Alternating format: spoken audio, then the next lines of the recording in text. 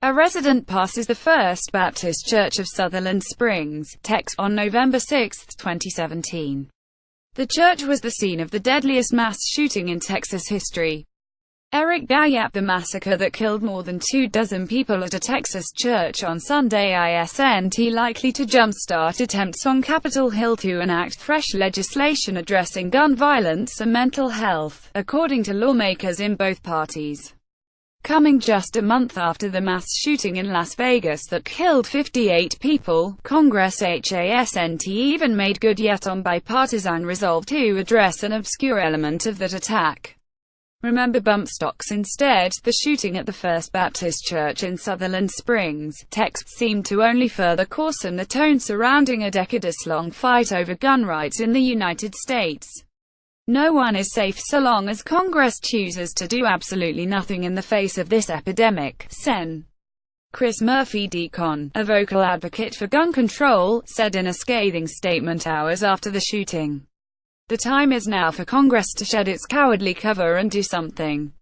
But just steps from the church crime scene on Monday, Sen. Ted Cruz RTX were assailed the news media and Democrats for immediately seeking legislative solutions to the latest outbreak of gun violence. Sen. Dianne Feinstein DK speaks during a news conference about gun control legislation at the U.S. Capitol on October 4, 2017. Manuel Balche Senetap. It is an unfortunate thing that the immediate place the media goes after any tragedy, after any murder, is politicizing it.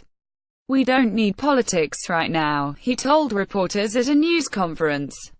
Noting that a terrorism suspect used a rented truck last week to kill 8 people along a New York City bike path, Cruz added, "Evil is evil is evil and will use the weaponry that is available." Although Democrats and some Republicans have introduced dozens of proposals this year to address gun violence, there is no bill poised for consideration in a House or Senate committee as scheduled for an up or down vote. Senate Majority Leader Mitch McConnell RKY signaled Monday that there are no immediate plans to take up legislation to address gun violence. It's hard to envision a foolproof way to prevent individual outrages by evil people, he told reporters in Kentucky. Echoing Cruz, McConnell noted that last week in New York, you had a person who figured out he could kill people by driving his automobile up on the sidewalk. It's a very, very challenging thing. As to House Speaker Paul D. Ryan RWI's declined to comment, referring reporters to the House Judiciary Committee. A senior committee aide would say only that the panel is in touch with the Bureau of Alcohol, Tobacco, Firearms and Explosives and the FBI about the shooting. ATF is also set to brief Judiciary Committee members this week on the use of bump stocks, aide said.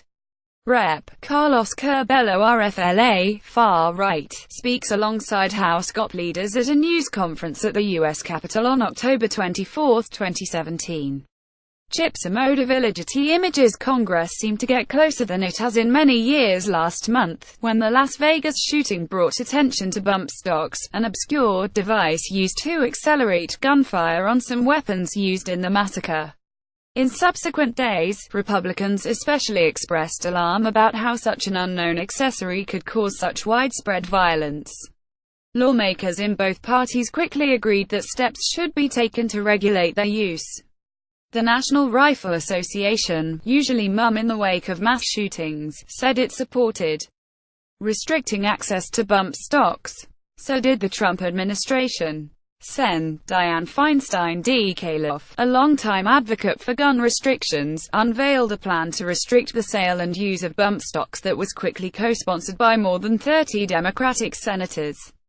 In the House, Republicans and Democrats quickly banded around a similar idea. We are continuing to work on this, Rep.